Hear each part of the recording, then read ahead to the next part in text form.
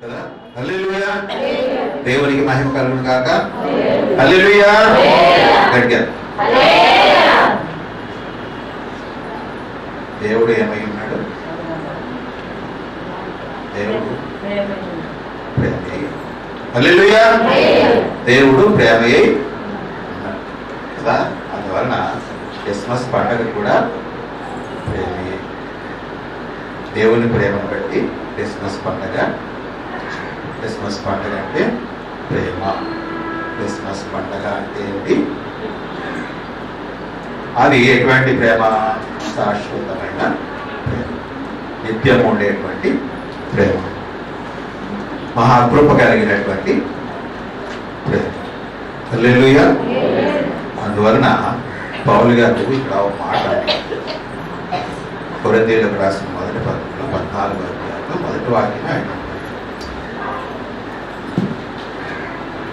ప్రేమ కలిగి ఉండుటకు ప్రయాసపడు, ఆత్మ సంబంధమైన వరములను ఆసక్తితో అపేక్షించుడి, విశేషముగా మీరు ప్రవచనమును అపేక్షించు. ఈ ప్రవచనము ఇవన్నీ కాదు కానీ ప్రేమ కలిగి ఉండుటకు ప్రయాస పడుడి. ప్రేమ కలిగి ఉండుటకు ప్రయాసపడాలి.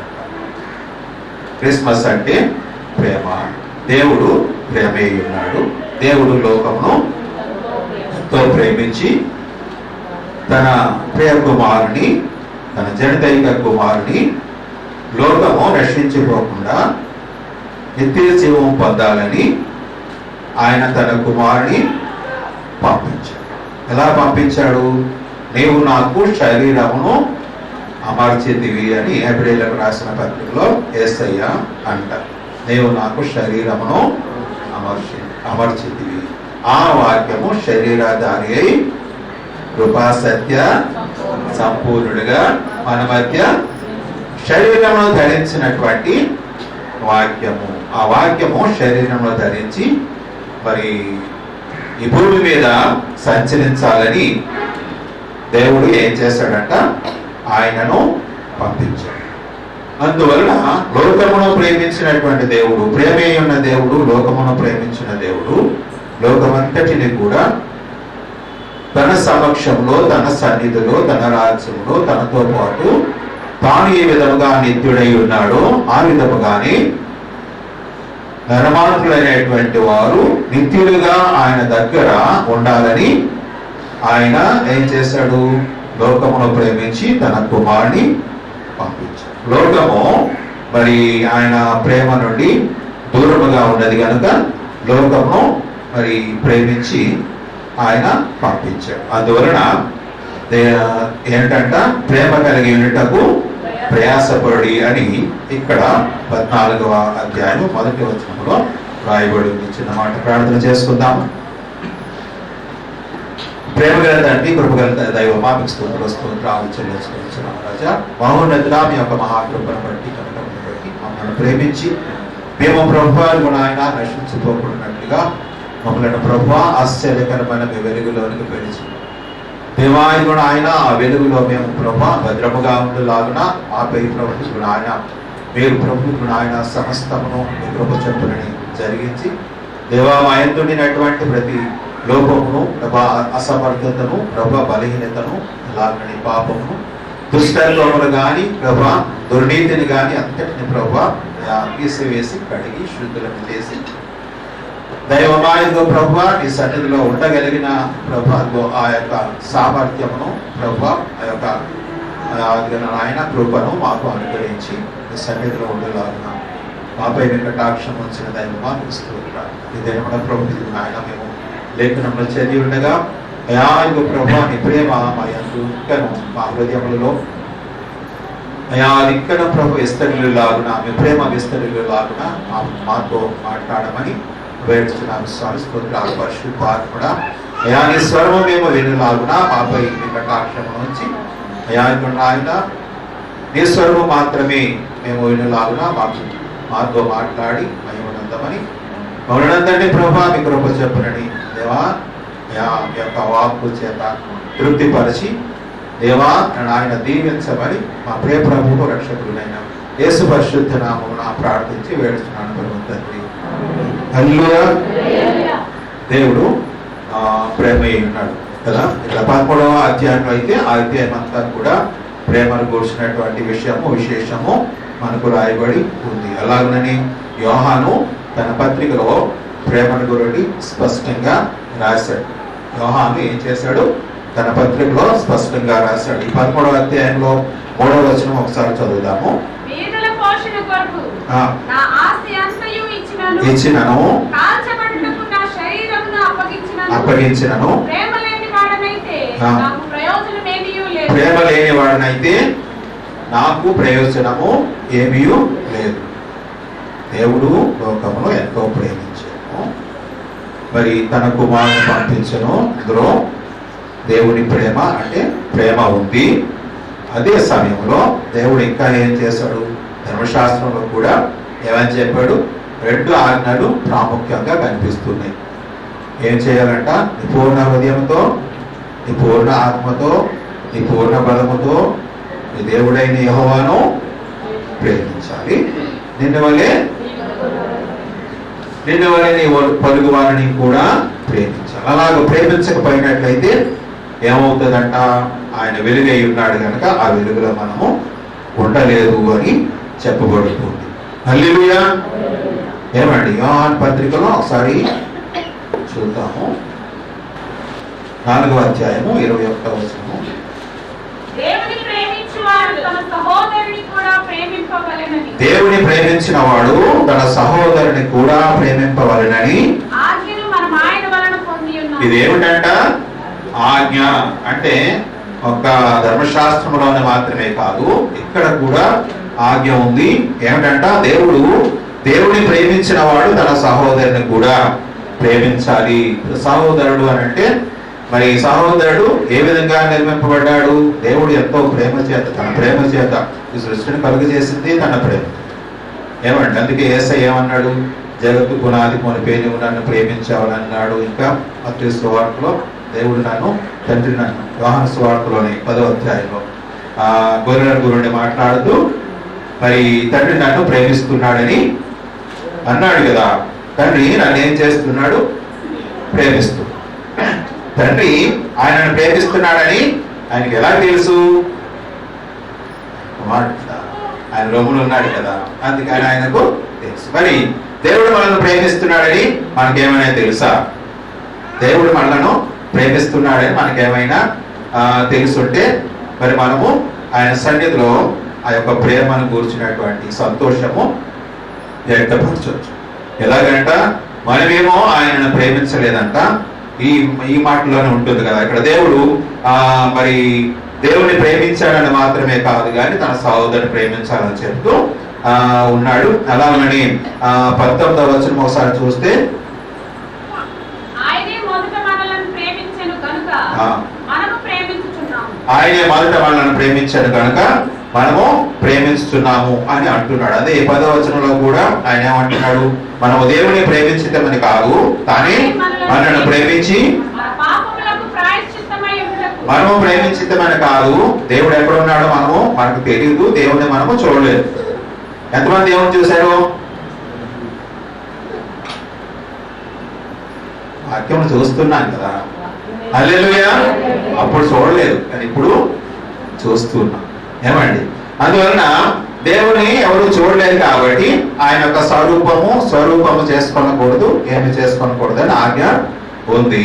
అయితే దేవుడిని చూడలేదు కనుక దేవుడు ఉన్నాడో లేదా అనేది కూడా తెలియని పరిస్థితి. అప్పుడు దేవుణ్ణి ఏమని ప్రేమిస్తాము? ప్రేమించగలమా?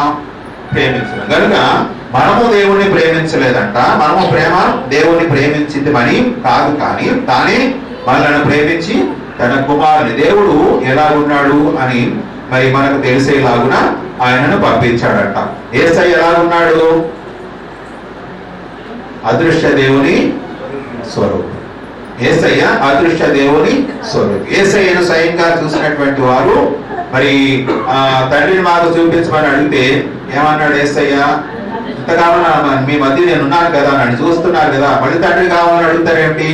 తండ్రిని మీరు చూడరు కనుక తండ్రిని చూపించమని మాత్రం అడగొద్దు. నన్ను చూస్తే తండ్రిని చూసినట్లే తండ్రి నా యందు ఉన్నాడు, నేను తండ్రిలో ఉన్నాను. తండ్రి నా యందు ఉన్నాడు కనుక మీరు నన్ను చూస్తున్నారు కదా, కనుక మీరేం చేయాలి? నన్ను ప్రేమిస్తే తండ్రిని ప్రేమించేవారు అవుతారు. తండ్రి నన్ను ప్రేమిస్తూ ఉన్నాడు, మీరు కూడా నన్ను ప్రేమించారు.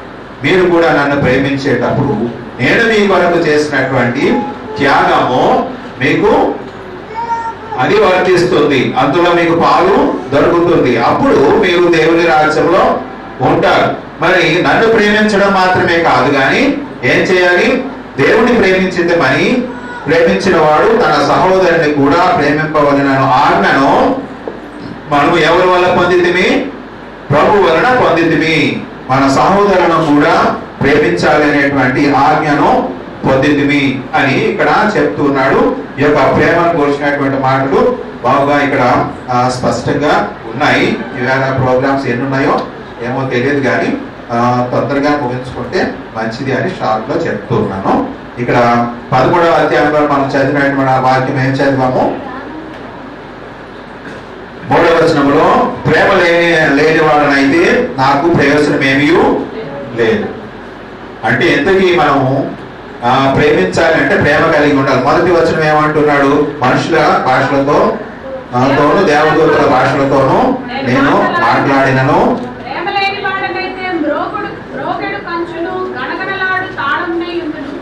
అని అంటున్నాడు. ప్రేమ అంటే ఏమిటి?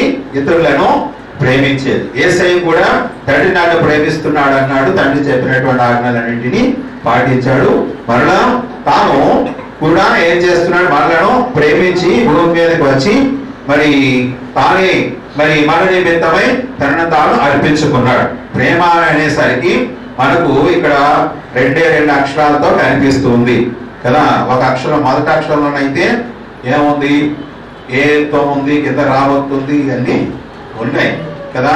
అక్కడ ఆ యొక్క పొల్లులు కింద ఒక అక్షరము పొల్లులుగా కలిసి కదా. అలాగనే ప్రేమ అని ఉంది. అని గ్రీక్ లో అలాగనా లేదు. ఆ ప్రేమకు ప్రతిదానికి ఒక పర్యాయ పదంగా ఒక పదం ఉంది. ఆ పదం చెప్తే ఇంకా తోక చెప్పకుండా ఆ పదంలోనే మొత్తం ఆ ప్రేమను కూర్చున్నటువంటి విశేషం అక్కడ కనిపిస్తుంది. హల్లెలూయా. ఏమండి? అలాగనే బంధువర్గం మధ్య, కుటుంబం మధ్య, బంధువర్గం మధ్య ఉండేటువంటి ప్రేమను స్టోర్స్ అంట. ఏంటంట? స్టోర్స్ అంటే బంధువర్గం మధ్య ఉండేటువంటి ప్రేమ అంట. మరొక ప్రేమను చెప్తున్నాడు. మరి ఫిలియో అనేటువంటి, ఫిలియో అనే మాటకు అది కూడా ప్రేమే. ఆ ఫిలియో అనేటువంటి మాట ఏంటంట? స్నేహితుల మధ్య ఉండేటువంటి ప్రేమ అని. మరొకటి ఉంది. అదేమిటి అని అంటే స్త్రీ పురుషుల మధ్య అంటే ప్రేమికుల మధ్య ఉండేటువంటి ప్రేమగా. ప్రేమికులు అంటే అర్థమవుతుంది కదా మీకు. ప్రేమికుల మధ్య ఉండేటువంటి ప్రేమగా దానిని ఏమంటున్నారంటే ఇరాస్ అంట. ఏంటంట? ఇరాస్. ఇరాస్ అంటే ఏమిటా ప్రేమ? ఆకర్షణీయమైనటువంటి ప్రేమ. అది లైంగిక పరమైనటువంటి ఆకర్షణతో కూడినటువంటి ప్రేమ ఇరాస్ కదా.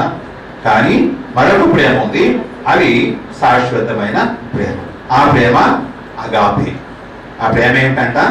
అగాపే. అది దేవుని ప్రేమ. అగాపే అని అంటే సొంతంగా యేసుక్రీస్తు నాథుడు స్వసమర్పణ చేసినటువంటి ప్రేమ. ఆ స్వసమర్పణ చేత తాను ఏం చేస్తున్నాడు? అది మరి ఎటువంటి ఆశను కలిగి లేనటువంటి ప్రేమగా చెప్పబడుతుంది. ఏంటంట ప్రేమ? దేవుని ప్రేమ అని అంటున్నారు. అగాపే అంటే స్వ సమర్పణతో కూడినటువంటి నిస్వార్థమైన ప్రేమ. స్వసమర్పణతో కూడిన నిస్వార్థమైన ప్రేమగా అది చెప్పబడుతుంది. అందువలన ఇక్కడ మనకు దేవుడు ఏం చేశాడు? మీరు నన్ను ప్రేమించినట్లుగానే మీరు కూడా ఒకరినొకరు ప్రేమించుకోవాలి అని చెప్పాడు. ఒకరినొకరు ప్రేమించుకోవాలనేది ఆజ్ఞగా ఇచ్చాడు. ఈ ప్రేమ కూడా ఆయన మరి అగాపే ప్రేమను, దేవుని ప్రేమను ఆయన అంటే స్వసమర్పణతో కూడినటువంటి ప్రేమ, అది నిస్వార్థమైన ప్రేమను అక్కడ చూపించాడు కనుక ఇక్కడ మనం ప్రేమించాల్సినటువంటి ప్రేమలలో మరి ముందు చెప్పినటువంటి 3 మాటలను కూర్చున్నటువంటి ప్రేమలాగా కాదు కానీ దేవుని ప్రేమతో మనము ఏం చేయాలన్నమాట? ఒకరినొకరు ప్రేమించుకోవాలి. హల్లెలూయా. ఇంకా ఇతరులను కూడా ప్రేమించాలి. ఎందుకు ఈ ప్రేమ అవసరము? ఎందుకు ఈ విధంగా ప్రేమ మీరు ప్రేమించుకోవాలి? నన్ను ప్రేమించడం మాత్రమే, నేను మిమ్మల్ని ప్రేమించాను కాబట్టి నేను ఉన్నానని మీకు అర్థమైంది కనుక మీరు నన్ను ప్రేమించడానికి వస్తూ ఉన్నారు. మరి నేను మిమ్మల్ని పాపము నుండి విమోచిస్తాను కనుక మీరు నన్ను ప్రేమించడానికి వస్తూ ఉన్నారు. మంచిది. అయితే మరి ఈ ప్రేమ ఉండేటప్పుడు మాత్రమే మీకు ప్రయోజనం ఉంటుంది. ఇక్కడ 3వ వచనం 13 చదువుతున్నాము. పేదల పోషణ కొరకు నా ఆస్తి అంతయు ఇచ్చినను. పేదల పోషణ కొరకు నా ఆస్తి అంతా కూడా ఇచ్చేసిన అది ప్రేమగా చెప్పడం లేదు. ఇచ్చినను కాల్చబడడానికి శరీరం ఇచ్చిన, దేశాలను మరి స్వాతంత్రం తీసుకొని రావడం కోసమని, లేక కొన్ని పరిస్థితులలో ఒక ప్రాంతం నుండి రాష్ట్రాల విభజన కోసమని, అంటే రాష్ట్రాలు కలిసిపోయి ఉండేవి. మరి మన ఆంధ్ర రాష్ట్రము ఇప్పుడు 2 ముక్కలు అయింది. ఆంధ్ర రాష్ట్రం 2 ముక్కలుగా మునుపు ఇవి మరి తమిళనాడులో అంటే కలిసి ఉండేది. ఆ తమిళనాడు నుండి విడగొట్టడానికి 21 రోజులు ఉపవాసం చేశారు. ఎవడు? శ్రీరాముడు చేశారు. హల్లెలూయా. నెల్లూరుకి ఆ పేరు పెట్టారు, ఆయన పేరు పెట్టారు. పొట్టి శ్రీరామ్ పేరు పెట్టారు కదా. ఆయన 21 రోజు చెన్నైలో నుండి విడగొట్టబడడానికి ఆయన 21 రోజు ఉపవాసం ఉన్నాడు. హల్లెలూయా. ఈ విధంగా ఉంటారు. అలాగే దేశం నాకు స్వాతంత్రం రావడం కోసం అని అనేక మంది ప్రాణాలు పెట్టారు కదా. అయితే ఈ విధంగా ప్రాణాలు పెట్టడం వలన ఏంటంట, దేశమును ప్రేమించి దేశం కోసమని ప్రాణాలు పెట్టిన వాళ్ళు, త్యాగాలు చేసిన వాళ్ళు ఉన్నారు. అలాగనే వాళ్ళని త్యాగాలు చేసిన వాళ్ళు కనిపిస్తారు. ఏమండి? అయితే ఆ త్యాగాల వలన ఎటువంటి ప్రయోజనము లేదు అని ఈ లేఖనం మనకు నేర్పిస్తుంది. తన శరీరాన్ని కాల్చబడడానికి ఇచ్చినప్పటికి కూడా దానివల్ల ఎటువంటి ప్రయోజనము లేదంట. ఎందుకు లేదంట? ప్రేమ లేని వాడనైతే నాకు ప్రయోజనం ఏమీ లేదు. ప్రేమ లేకపోతే నాకు ప్రయోజనం లేదు. శరీరాన్ని ఇచ్చింది దేనికోసం ఇచ్చామంట? కాల్చబడడానికి. ప్రేమ లేకుండా ఎవడని ఇస్తాడా? మరి సొమ్మంతా ఎవరి కోసం పెట్టేసినట్టు ప్రేమ లేకుండా ఎవడని ఇస్తాడా? ఏమండి? ఎవడు. కానీ ఇక్కడ ఉండేటువంటి ప్రేమ ఏమిటి అని అంటే, ఆ ప్రేమ వల్ల తనకు కూడా ప్రయోజనము ఉండాలి. యేసయ్య భూమి మీదకి శరీరం ధరించి వచ్చాడు కదా. వచ్చిన ఆయన మరి మన నిమిత్తము తనను తాను అర్పించుకున్నాడంట. మన నిమిత్తం తనను తాను మరి స్వసమర్పణతో కూడిన ప్రేమ కదా. మరి అలాగా మన నిమిత్తం తనను తాను అర్పించుకుంటే, సమర్పించుకుంటే, ఆయన మన నిమిత్తము ఆయన మరణిస్తే, ఆయన కానీ తిరిగి లేవలేదు అనుకోండి, లేవకపోయినట్లయితే ఆయన చేసినటువంటి ఆ యొక్క ఆ సమర్పణతో కూడినటువంటి ఆ ప్రేమకు ఏమైనా అర్థం ఉందా అంటే అర్థం ఏమీ లేదు. అదే మాట 15వ అధ్యాయంలో అంటాడు కదా, పునరుద్ధానమును గూర్చి ఆయన గాని మృతుల్లో నుండి లేవకపోయినట్లయితే ప్రయోజనం ఏమీ లేదు. ఆయన మృతుల్లో నుండి లేస్తేనే ప్రయోజనం ఉంటుంది అని అంటున్నాడు. అంటే ప్రాణం పెట్టిన వాడు ఆయన నిశ్చయంగా తప్పనిసరిగా లేస్తాడు. మరణము ఆయనను బంధించి ఉంచజాలదు, ఆయన లేస్తాడు. మరణము బంధించి ఉంచింది కాబట్టి ఇంకా మరి ఆ సమయం రాకముందే మరణ వేదనను తొలగించి ఆయనను దేవుడు లేపినట్లుగా మనకు కనిపిస్తారు. అపొస్తలుల కార్యంలో ఉంది. ఆ విధంగా దేవుడు ఆయనను లేపినట్లుగా మనకు కనిపిస్తుంది. అది మరి నీతి యావత్తు ఆ విధంగా జరగవలసి ఉంది. ఆ విధంగా జరగవలసిన కార్యం అంతటి ప్రకారముగా అది జరుగుతూ వచ్చింది. అలాగనే ఆయన శరీరంలో ధరించి మనల్ని ప్రేమించి భూమి మీదకి వచ్చినప్పుడు ఆయన తిరిగి లేవాలంటే ఎబ్రీయులకు రాసిన పత్రిక ప్రకారముగా మెల్కీసెదెకు క్రమం ప్రకారంగా ఆయన నిత్యుడు కాబట్టి నిరంతరము తండ్రి సన్నిధిలో ఉండి మన నిమిత్తము విజ్ఞాపన చేయాలి, మన నిమిత్తం సాక్ష్యము చెప్పవలసి ఉంది. వీరిని నా రక్తంలో నేను కడిగాను, నా రక్తంలో వీరు కడగబడ్డారు కనుక తండ్రి వీరిని స్వీకరించు, వీరు నీ దగ్గరికి అర్పణగా తీసుకుని వచ్చాడు, వీరిని స్వీకరించమని చెప్పారు. హల్లెలూయా. అందువలన ఏమవుతుంది అనమాట, ఆయన శరీరం ధరించి వచ్చేటప్పుడు ఆయన కానీ అక్కడ లేకపోయినట్లయితే అప్పుడు మరి ఏ అర్పణ అక్కడికి వెళ్ళినా ఆ అర్పణ అంగీకరింపబడదు. అందువలనే ఆయన ప్రధాన యాజకుడు. ఆ అర్పణ అంగీకరింపబడదు. అది అంగీకరింపబడాలని అంటే తాను అక్కడ ఉండాలి. హల్లెలూయా. అందువలన ఇక్కడ ఏంటంటున్నాడు, ప్రేమ లేని వాడినైతే నాకు ప్రయోజనం ఏమీయో లేదు. ప్రేమ ఉండినట్లయితే మనకు ప్రేమ కలిగి ఉండినట్లయితే ప్రయోజనం ఉంటుంది. అలాగనే యేసయ్య తిరిగి లేచాడు. అందువలనే ఆయన నన్ను మాత్రమే ప్రేమించడం కాదు, మీరు మీ సహోదరులను ప్రేమించాలి, మీరు మీ రక్త బంధువులను ప్రేమించాలి, ఈ స్వజనమును ప్రేమించాలి. స్వజనము మన స్వజనం ప్రేమించబడాలంటే మన స్వజనం ఎవరు? ఆంధ్రదేశం అంతా మన స్వజనమే. హల్లెలూయా. దాని గురించి కూడా వేరు విధంగా తర్వాత చూస్తాము. అయితే ఇక్కడ ఈ స్వజనమును ఏం చేయాలి? ప్రేమించాలి. యేసయ్య తన వచ్చేటప్పుడు ఆయన ఎవరిలోకి వచ్చాడు? తన స్వజనం యొద్దకు వచ్చాడు. హల్లెలూయా. ఆ తర్వాత అది అన్య జనుల్లోనికి ఆయనను కూర్చున్నటువంటి వార్త, ఆ రక్షణ సువార్త బయలువెళ్ళింది. ఆయన రావడము మరి తన స్వజనము దగ్గరకు వచ్చాడు. అలాగని ఇక్కడ మరి ఆ ప్రేమ లేకపోయినట్లయితే నాకు ప్రయోజనం ఏముంటుంది అని అంటే, ఇప్పుడు మనకు ప్రయోజనం కలిగి ఉండాలి, మనం ప్రయోజనం కలిగి ఉండాలి. హల్లెలూయా. మనకు ప్రయోజనం కావాలంటే ఏం చేయాలి? దేవుని ప్రేమ మన యందు ఉండాలి, నిస్వార్థమైన ప్రేమగా ఉండాలి, స్వసమర్పణతో కూడిన ప్రేమగా ఉండాలి. అంటే దీని అర్థం ఏమిటి? ఎప్పుడైతే మనము మరి దేవుని ఆజ్ఞల ప్రకారం మనం నడుస్తామో అప్పుడు మనం ఏమవుతాం అన్నమాట, మరి దేవుని కృపను బట్టి యేసయ్య విధంగా నిత్య సేవమును అంటే పునరుత్థానమును పొంది మరి ఆయన ఆరోహణుడై దేశమయుడై తండ్రి కుడిపార్శ్వమున ఆసీనుడై ఉన్నాడు. ఆయన ఏమన్నాడు? మిమ్మల్ని కూడా నేను లేపుతాను అని అన్నాడు కదా. అందువలన మనము కూడా లేపబడిన వారమై ఆయన ద్వారా ఆయన పిలుపునకు లేచిన వారమై, అంటే మృతి పొందినట్లయితే ప్రభువునందు నిద్రించినట్లయితే లేచిన వారమై ఏమవుతాము? మరి ప్రభు వచ్చేసరికి అందరూ కూడా మరి సజీవులుగానే భూమి మీద ఉండినట్లయితే రేపటి పాటు క్షణకాలమున మార్పు పొంది మృతులై లేచిన వారితో పాటు కలిసి మనము ప్రభువును ప్రభువును ఎదుర్కొన వెళతాం. హల్లెలూయా. అయితే ఇక్కడ ఏమవుతుంది? క్రిస్మస్ ప్రేమ ఏమిటి అంటే, ఆయన మన నిమిత్తం ప్రాణం పెట్టడానికి శరీరము ధరించి వచ్చాడు.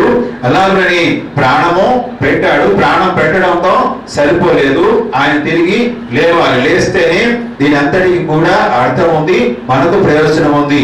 ఏమండి? అందువలన ఇక్కడ ఏమంటున్నాడు? మరి ఆయన తిరిగి లేచాడు గనక మీరు కూడా మరి నన్ను ప్రేమించాలి, అదే సమయంలో మీరు మీ సహోదరులను ప్రేమించాలి, మీ రక్త సంబంధులను ప్రేమించాలి, విశ్వసనమును ప్రేమించాలి. స్వజనములు అనేక మంది రక్షణ పొందకుండా ఉంటారు కనుక వారిని కూడా ప్రేమించాలి. అలా కూడా ప్రేమించినట్లయితే అప్పుడు నేను ఏ విధంగా పునరుత్థానుడనై మరి తండ్రి కుడిపార్శ్వమున ఉన్నాను, అలాగా మీరందరూ కూడా నాతో ఉండడానికి మిమ్మలను తీసుకుంటా, నా దగ్గరికి ఆకర్షించి నాతో పాటు ఉంటారు. హల్లెలూయా. అయితే ఇంతకీ ఈ ప్రేమను కూర్చున్నటువంటి అర్థం ఏమిటి అంటే, ఆ విధంగా ఉండేటప్పుడు ఈ ప్రేమ కలిగి ఉండినట్లయితే ప్రయోజనం ఉంటుంది. అదే మనం లేవకపోయినట్లయితే ప్రయోజనం ఏమైనా ఉంటుందా? లేవకపోతే ప్రయోజనం ఏమైనా ఉంటుందా? ప్రయోజనము ఉండదు. అందుచేతనే ప్రభువా ప్రభువా అని పిలిచేవాడు పరలోక రాజ్యము చేరడు. ప్రభువా ప్రభువా అని పిలిచేవాడు పరలోక రాజ్యము చేరడు. కానీ ఏం చేయాలంట? తండ్రి చిత్తం. తండ్రి చిత్తం ఏమిటి అని అంటే, ఈ భూమి మీద ఉండినటువంటి ఆయన స్వరూపము, ఆయన పోలిక కలిగినటువంటి, ఆయన ఊపిరి ఊదినటువంటి ఈ జనము ఆయన సన్నిధిలో, ఆయన రాజ్యములో, ఆయన సమక్షంలో ఉండాలి, నిరంతరం యుగముల ఉండాలి కదా. అది ఆయన ఇష్టం, అది ఆయన చిత్తము. అందుకోసమని ఆయన ఏం చేశాడంట, మరి ఆ చిత్తము నెరవేర్చబడడానికి ఆయన సంకల్పించాడు. మొదట ఆయన సంకల్పించాడు, ఆ సంకల్పము నెరవేరడానికి ఆ సంకల్పంలో ఉండినటువంటి కుమారుని పంపించాడు. హల్లెలూయా. అయితే ఆ కుమారుని పంపించేటప్పుడు ఆయన మళ్ళా పునరుద్ధరణై దేవుని సమక్షంలో ఉన్నాడు. అలాగునని ఆయనను మనం ప్రేమించినట్లయితే, అంటే ప్రేమ కలిగి ఉండుటకు ప్రయాసపడండి అని భక్తుడు చెప్పడానికి గల కారణం ఏమిటి అని అంటే, ఆ ప్రేమయే గాని మనలో లేకపోయినట్లయితే మనకు ఎటువంటి ప్రయోజనము ఉండదు అని ఈ 3వ వచనంలో మనకు తేటగానే వ్రాయబడి ఉంది. అంటే మనకు ప్రయోజనం ఏమిటి అని అంటే, మనము ఆయన రాజ్యంలో ఉండాలి. అయితే ఈ ప్రేమ కలిగి ఉండేటప్పుడు ఆయన రాజ్యంలో ఉంటాము గనక మనము దేవుణ్ణి ప్రేమిస్తున్నామంటే సరిపోదు అని యోహాను సువార్తలో రాయబడి ఉంది. ఏమండి, అంటే దేవుణ్ణి ప్రేమిస్తున్నానంటే సరిపోదు. ఆయన నీ నిమిత్తం ప్రాణం పెట్టాడు కాబట్టి ఆయనను ప్రేమించడం అనేది ఎలాగో ప్రేమిస్తాం. మరి ప్రేమ అనేసరికి అన్యులు కూడా ఏం చేస్తున్నారు? తమ వారిని ప్రేమిస్తారు. ప్రేమించడం ప్రేమిస్తారు. పాపులు కూడా ప్రేమిస్తారు. తమకు మేలు చేసిన వారి నిమిత్తం ప్రేమిస్తారు. ఈ లెక్కలన్నీ వేరే ఉన్నాయి. యేసయ్య మత్తయి సువార్తలోను అక్కడ మరి 5వ అధ్యాయం నుండి చెప్పినటువంటి మాటల్లో అనేక సంగతులు అక్కడ కనిపిస్తాయి. అంటే ప్రేమ కలిగి ఉండాలని ఆజ్ఞాపించినది అక్కడ చెప్పబడి ఉంది. హల్లెలూయా. ఈ లెక్క ప్రకారము మనం సహోదరులైన వారిని మాత్రమే కాకుండా ఇక ఇతరులను కూడా ప్రేమించాలి. ఎందుచేత ప్రేమించాలంటే ఇది దేవుని యొక్క సంకల్పము. ప్రేమ కలిగి ఉండాలనేది దేవుని యొక్క సంకల్పము. ఆ సంకల్పములో నిజముగా ప్రేమ కానీ ఉండినట్లయితే ప్రేమలో భయం ఉండదు అని అంటున్నాడు. ప్రేమలో ఎందుకు భయం ఉండదు అనేటువంటి కారణము అక్కడ మనము దానిని ధ్యానించినట్లయితే మనకు దొరుకుతుంది. ధ్యానించకపోతే దొరకదు. ఎందుచేత భయం ఉండదు అని అంట? నిజమైన ప్రేమకు భయం ఉండదు. అంతేకాకుండా భయమును తొలగిస్తుంది. హల్లెలూయా. భయమును తొలగిస్తుంది. భయము తొలగించబడితే తప్ప మనము దేవుడిని ప్రేమిస్తున్నాం, యేసయ్యను ప్రేమిస్తున్నామని అంతవరకే చెప్తాం. కానీ మరి ఇక మన బంధువర్గమును, రక్త సంబంధులను, మన స్వజనమును మనము ప్రేమించలేము. మన స్వజనమును మనము ప్రేమించాలి అని అంటే ఏం కావాలి? మనలో భయము ఉండకూడదు. యేసయ్యను ప్రేమించాలన్నా కూడా మనలో భయము ఉండకూడదు. యేసయ్య దగ్గరికి వస్తే నా నిమిత్తము జనులు మిమ్మలను నిందిస్తారు, హింసిస్తారు, మీ మీద అబద్ధముగా చెడ్డ మాటల్లా చెప్తారు. అంటే యేసయ్యను ప్రేమిస్తే, యేసు ప్రభువును ఒప్పుకున్నానంటే, యేసు ప్రభువే నాకు దేవుడు అని అంటే, ఆయనే నాకు ప్రభు అని అంటే ఎవరు మిమ్మలను అంగీకరించరు. అయినప్పటికీ అక్కడ భయము వారు నన్ను వెలివేస్తాడేమో నా భయంగా ఉన్నట్టయితే యేసు ప్రభువును అంగీకరించవు కదా. అంగీకరించిన లోపలే నేను యేసు ప్రభువును నమ్ముతున్నాను లేండి అని అంటావు, కానీ నిజానికి అంగీకరించవు. ఏమండి? కనుక ఇక్కడ భయమును తీసేస్తుంది దేవుని ప్రేమ. భయమును తీసేస్తుందంటే నేను యేసయ్య నిమిత్తము నేను నిలబడతాను. యేసయ్య నాకు కావాలి, ఆయనే నా రక్షకుడు, ఆయన ద్వారానే నేను పరమునకు చేర్చబడతాను అని నిలబడతాం. అదే సమయంలో ఆ ప్రేమను, ఆ రుచి చూసినప్పుడు, ఎప్పుడైతే రుచి చూస్తున్నామో ఆ తర్వాత వెళ్ళి ఇక నశించిపోతున్న వారి నిమిత్తం కూడా నీవు నిలబడతావు. ధైర్యంగా, భయమును పొందకుండా ధైర్యంగా నిలబడి వారిని కూడా దేవుని సన్నిధిలోనికి తీసుకొస్తావు. ప్రేమ అనేది ఎవరికి? ఒక దైవజనులకు వారికి మాత్రమే కాదు, సంఘం అంతటికి కూడా ఈ ప్రేమను కూర్చున్నటువంటి ఆజ్ఞ ఉంది. హల్లెలూయా. అందరికీ ఉందా లేక దైవజనులకు మాత్రమే ఉందా? అందరికీ ఉంది. అందరూ ఈ ప్రేమ కలిగి ఉండాలి. అందుచేతనే 28వ అధ్యాయం మత్తయి సువార్తలో యేసయ్య అన్నాడు, మరి మనుషులను ఏం చేయాలంట? శిష్యులుగా చేయాలంట. మనుషులను ఏం చేయాలంట? శిష్యులుగా చేయాలి. శిష్యులుగా అవ్వాలి అని అంటే అందరూ శిష్యులా, కొందరే శిష్యులా? అందరూ శిష్యులుగా వస్తారు. విశ్వసించిన వారి వలన ఈ సూచక క్రియలు కనబడతాయి. నమ్మి బాప్తిస్మం పొందిన వారు రక్షింపబడతారు. అది ఎక్కడ ఉంది? మార్కు సువార్త 16:16. ఆ కింద ఉండేటువంటి విశేషాలు ఉన్నాయి. కనుక అందరినీ తనకు శిష్యులుగా చేర్చుకుంటూ ఉన్నాడు. శిష్యుడైన వాడు ఎలా ఉండాలి అని అంట? అక్కడే ఉండిపోకుండా శిష్యుడైన వాడు ఏ విధంగా ఉండాలి అనే విషయం కూడా చూస్తే, శిష్యుడైన వాడు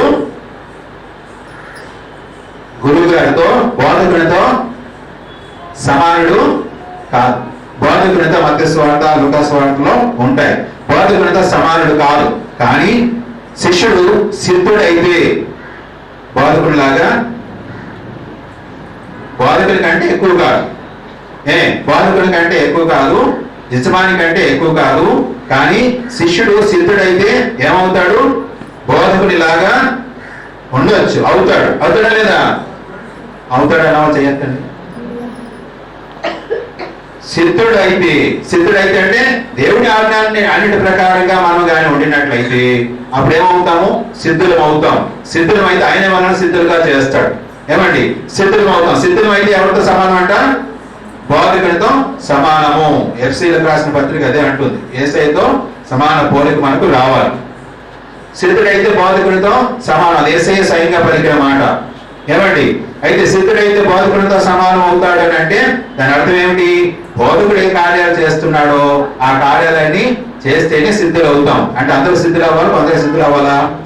స్త్రీలని పురుషులని భేదమేమి లేదు. సమరయ స్త్రీని ఆమెకు చెప్పి ఏం చేశాడు? ఆమె వెళ్ళి ఊర్లో వాళ్ళందరినీ తీసుకొచ్చిందా లేదా? అంటే ఇక్కడ పురుషులని స్త్రీలని భేదమేమి లేదు. హల్లెలూయా. అందువలన ఇక్కడ ఏం చేయాలి? ప్రేమ కలిగి ఉండాలి. ప్రేమ కలిగి ఉండేటప్పుడు మరి సమరయ స్త్రీలాగా ఊరిని అంతటిని తీసుకొని రాకపోయినా కనీసం ఒక్కదైనా తీసుకొని తెస్తాం. తెస్తేనే రేపొద్దున అది నీకు దేవుని రాజ్యంలో సాక్ష్యంగా ఉండాలి. ప్రభు అని పిలిచేవాడు, నేను మరి ఇదిగో రోగులను స్వస్థపరిచాను, దయ్యాలు వెళ్ళగొట్టాను, అద్భుతాలు చేశాను అని అంటే ఇవన్నీ ఎవరి పేరిట? యేసయ్య పేరిటనే చేసావు. కానీ అవన్నీ కూడా చేయడానికి యేసుక్రీస్తు నామములో అధికారం అయితే ఉంది, కానీ తండ్రి చిత్తం వేరే ఉంది. ఇదంతా చెయ్యాలి. ఇదంతా నీకు తండ్రి చిత్తం జరిగించడానికి ఇవన్నీ నీకు సహకరిస్తాయి. కానీ తండ్రి చిత్తం ఏమిటి అని అంటే ఎవరి నిమిత్తం చేసావో ఆ ఆత్మ ఏం చేయాలి? దేవుని దగ్గరికి నీ తరపున రావాలి. హల్లెలూయా. యేసయ్య పేరట ఎవరి తరపున? ఎవరికైతే నేను వెళ్ళి యేసయ్య పేరట కార్యములు చేసావో ఆ ఆత్మ నీ తరపున రావాలి. నీ తరపున వస్తే ఆ ఆత్మ సాక్ష్యంగా దేవుని సన్నిధిలో ఉంటుంది, అర్పణగా ఉంటుంది. హల్లెలూయా. ఏమండి? అప్పుడు మాత్రమే దేవుని చేత అంగీకరింపబడతాం. అర్పణ తీసుకొని రాకపోతే అంగీకరింపబడము. ఆ అర్పణను కూర్చున్నటువంటి విషయము తర్వాత చూద్దాం. అయితే అందువలన ఈ ప్రేమ కలిగి ఉండాలి. మరి ఈ 11వ అధ్యాయంలోని 3వ వచనం చదువుతున్నాం కదా. ప్రేమ లేనివాడైతే నాకు ప్రయోజనము అంటే ఇప్పుడు ప్రయోజనం కావాలా వద్దా? ఎంతమందికి ప్రయోజనం కావాలి? ప్రయోజనం కావాలంటే ఏం చేయాలి? ఇప్పుడు చూడండి ఏం చెయ్యాలో. ఏమండి? 100 మందిని కాకపోయినా కనీసం ఒక్క ఆత్మను తీసుకొని రావాలి. తీసుకొని వచ్చి ఏం చేయాలి? ఫస్ట్ గ్యారెంటీ ఇదిగోరండి అప్పు చెప్పేసి ఇక నాకు ఆత్మ గురించి లెక్క లేదు అని అంటే కాదు. పిల్లలకు అంటున్నారు తల్లిదండ్రులు, పెళ్లి చేసుకున్న తర్వాత భార్యాభర్తలు ఏం చేస్తున్నారు? పిల్లలకు అంటున్నారు. పిల్లలు కన్న తర్వాత ఇంత ముందు కూడా చెప్పినట్టున్నారు, పిల్లలు కన్న తర్వాత పిల్లలను ఏం చేస్తారు? మేరీని వాళ్ళ అమ్మ నాన్న ఎంతవరకు సాగారు? ఇంకా సాగుతూ ఉన్నారు. ఎంతవరకు వారికి బాధ్యత ఉంది? పెళ్లి అయ్యేంత వరకు బాధ్యత ఉంది. పెళ్లి అయిన తర్వాత అత్తవారింటికి సాగనంపేస్తారు. హల్లెలూయా. అయితే పెద్ద అయ్యేంత వరకు మరి వారికి కావలసినటువంటి బాగోగులన్నీ చూడాల్సింది ఎవరు? చదివించాలి, జ్ఞానవంతం చేయాలి, ప్రయోజనం చేయాలి. సామర్థ్యం వచ్చేంత వరకు, బలం పొందేంత వరకు, పెద్దలు అయిపోయేంత వరకు చేయాలి. అంతేకాకుండా వారికి వివాహములు కూడా జరిపించాలి. ఇది ఎవరు చేయాలి? కన్నాడు కదా తల్లి తండ్రి చేయాలి. అలాగనే ఒక ఆత్మని కంటే ఎక్కడికి తీసుకురావాలి? దేవుడి సన్నిధిలోకి వచ్చేంత వరకు ఎవరిది బాధ్యత? పాస్టర్ గారికి అప్పచెప్పారు బాప్తిస్మం ఇచ్చేయండి అంటే కాదు. ఎవరిది బాధ్యత? ఎవరు కన్నారో వారిది బాధ్యత. బాధ్యత లేకుండా గాలికి కన్నాన్ని గాలికి వదిలేశానంటే దేవుడి సన్నిధిలో లెక్క ఎవరు అప్పు చెప్పాల్సి ఉంటుంది. నీవే అప్పు చెప్పాలి. హల్లెలూయా. అందుకని ఇక్కడ ఈ ప్రేమ అంటే అసలు అర్థం ఏమిటి? నీకు ప్రయోజనం కావాలా, నాకు ప్రయోజనం కావాలంటే నేనేం చేయాలి? కనీసం ఒక ఆత్మనైనా కానీ ఆ ఆత్మను అంతవరకు 3 మందిని కంటే నేను అంత సామర్థ్యం నాకు లేదు, ఆ విధంగా తయారు చేయలేను. మరి ఈ 15వ అధ్యాయం అంతా అదే నేర్పిస్తుంది. 13వ అధ్యాయం ఏమండి? అందువలన ఓర్పు, సహనం ఇవన్నీ కలిగి ఆ ప్రేమలో ఆ యొక్క ఆత్మను సంపూర్ణ స్థితిలోనికి వచ్చి అంతవరకు నీవే బాధ్యత వహించి నడిపించగలిగితే దీని అర్థం ఏమవుతుంది? ఆ ఆత్మను నడిపించే క్రమంలో నీవు సిద్ధుడు అవుతావు, సిద్ధుడు అవ్వాలి, సిద్ధురాలు అవ్వాలి అని అంటే ఇంకా 3 విషయాలు ఉన్నాయి. ఆ విషయాలకు ఎంత స్వచ్ఛంగా, ఎంత నిష్కళంకంగా, ఎంత అనిత్యంగా ఉండాలో మనకు లేఖనము నేర్పిస్తుంది. అంతగా ఉంటే తప్ప అవతల ఆత్మను నీవు అంతగా తయారు చేయలేవు. హల్లెలూయా. మనం అంతగా తయారు చేయలేము. కనుక ఇక్కడ మొదట మనమే అంత పవిత్రత అందుచేతనే యేసయ్య అలాగ ఉండి ఏం చేశాడు? మనల్ని దేవుని రాజ్యంలోనికి అంటే తన రాజ్యంలో ఉండడానికి మన నిమిత్తం ప్రాణం అర్పించాడు. నాలో పాపం ఉందని ఎవడైనానో మీరు ఎవడైనా ఆరోపిస్తాడా అని అడిగాడు. అంటే ఆయన అంతా ఖచ్చితంగా ఉన్నాడు కనుక నాలాగానే మీరు ఉండాలి. అందుచేతనే దేవుడికి కుమారులు అవుతూ ఉన్నారు ఆయన ద్వారా. హల్లెలూయా. కుమారులు అంటే కేవలము పురుషులే కుమారులు కాదు, స్త్రీలు కూడా కుమారులే. స్త్రీలు కూడా కుమారులు. అంతకుముందు చెప్పారు. పునరుద్ధానం దగ్గరికి వెళ్తే యేసయ్య ఏమన్నాడు? ఎలాగుంటారంట? పునరుద్ధానం అందు వివాహం చేసుకోవాలి, వివాహానికి ఇవ్వబడరు, ఇవన్నీ అక్కడేం ఉండవు, శరీర సంబంధమైన కార్యాలు అక్కడేం ఉండవు. అక్కడేమవుతారు? అందరూ దేవదూతలాగా ఉంటారు అని అంటే అందరూ కూడా కుమారులే కదా. అందరూ ఎలాగనే ఉంటారు కనుక అందరూ కుమారులే, అందరూ కుమార్తెలే. అందరినీ కుమార్తెలు అని చెప్పొచ్చు, అందరినీ కుమారులని చెప్పొచ్చు. కుమార్తెలే అంటే ఏమవుతాము? యేసయ్యకు ప్రదానం చేయబడిన వారు. ఆయన శిరస్సు అయి ఉన్నాడు, ఆయన భర్త అయి ఉన్నాడు. అప్పుడు వీళ్ళందరూ కుమార్తెలేనా? ఒక్క శరీరమే కదా.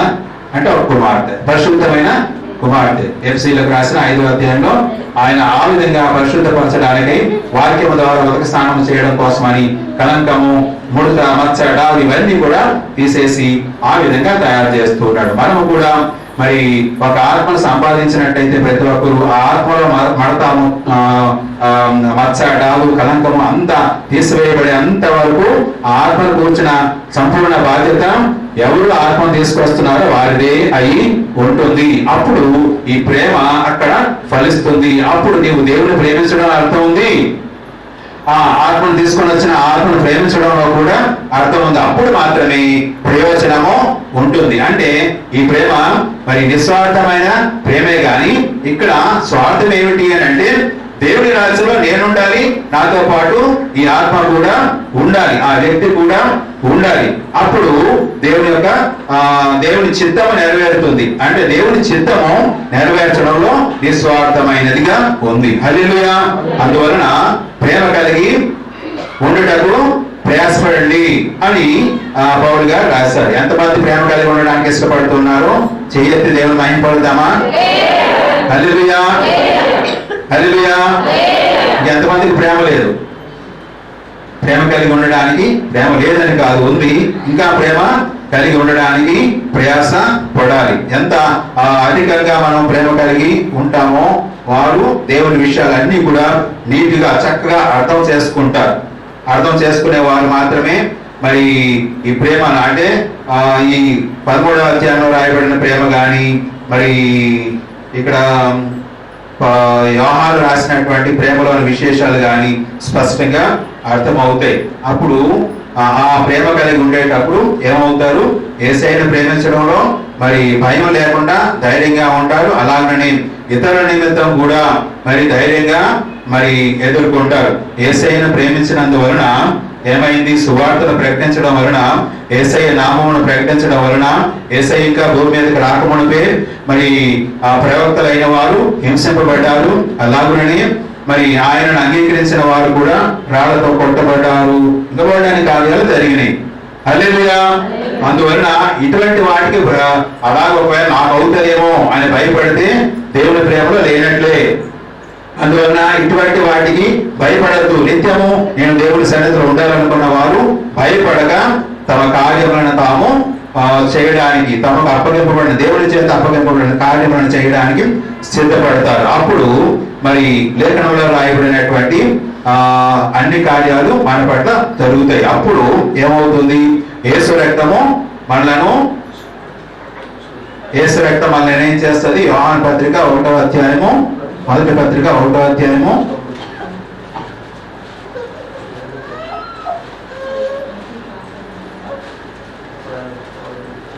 7వ వచనం. అయితే ఆయన వెలుగులో ఉన్న ప్రకారము మనమును వెలుగులో నడిచిన ఎడల మనము అన్యోన్య సహవాసము గలవారమై ఉందుము. అప్పుడు ఆయన కుమారుడైన యేసు రక్తము ప్రతి పాపము నుండి మనలను పవిత్రులంగా చేయును. హల్లెలూయా. అప్పుడు మాత్రం మనం ఏమవుతామంట? ఆ రక్తము మనలను ప్రతి పాపము నుండి పవిత్రులను చేస్తుంది. ఆ విధంగా మనం పవిత్రులము అవుతాం. అందువలన ఈ లేఖనాలన్నీ మన నిమిత్తము రాయబడినాయి. అందుచేతని వాక్యము ద్వారా ఉదక స్నానము చేసి ఆయన కడుగుతూ ఉన్నాడు. వాక్యము ద్వారానే కడుగుతున్నాడు. వాక్యమే మనలను కడుగుతుంది. అబ్రహామునకు ప్రత్యక్షమైనటువంటి వాక్యము, ప్రవక్తలకు ప్రత్యక్షమైన వాక్యము, అలాగనే అపోస్తలులకు ప్రత్యక్షమైన వాక్యము మనకి కూడా ప్రత్యక్షుడైన వాక్యం. హల్లెలూయా. ఆ వాక్యం ప్రత్యక్షుడై ఇది మనతో స్పష్టంగా మాట్లాడి అడుగుతూ ఉంటుండగా మరి ఆయన చేత మరి కడిగించుకోవడానికి ఇష్టపడాలి. పేతురేమో నువ్వు నా కాలు కడగదు ప్రభువా అని అన్నాడు. అలా నేను నిన్ను కడగకపోతే నాతో నీకు పాలు లేదు అని అన్నాడు కదా. అందువల్ల ఇక్కడ మనం కడగబడడానికి ఇష్టపడితే మనకు ఆయనతో పాలు ఉంటుంది. కడగబడడం అని అంటే లేఖనాలు మనకు ఏ విధంగా నడిపిస్తూ ఉంటాయో ఆ ప్రకారం మనం నడవడానికి ఇష్టపడడమే. మనం కడగడానికి మనల్ని మనం అప్పగించుకుంటున్నాము పరిశుద్ధాత్మకి. నిత్యుడగు ఆత్మ, సత్యమైన ఆత్మ, ఆత్మ సత్యము అని పత్రికలో రాయబడింది. యోహాను పత్రికలోనే రాయబడింది. ఏమండి, ఆత్మ, నీళ్లు, రక్తము మన నిమిత్తం సాక్ష్యం ఇస్తాయంట. హల్లెలూయా. వారు ముగ్గురు మన నిమిత్తం సాక్ష్యం ఇస్తారంట. ముగ్గురు ఏకమై ఉన్నారంట. ఆ విధంగా మనము దేవుని కార్యములలో ఉన్నాము. మరి బలలో చేయవేయడానికి ఇప్పుడు ఉపక్రమిద్దాము. మరి బలం యొద్దకు తీసుకుని రాబడినంత వరకు మీరు ప్రార్థనలో ఉండండి. మరి అంతవరకు బిషప్ అయ్య గారు నడిపిస్తూ ఉంటారు. దేవునికి మహిమ కలుగును గాక.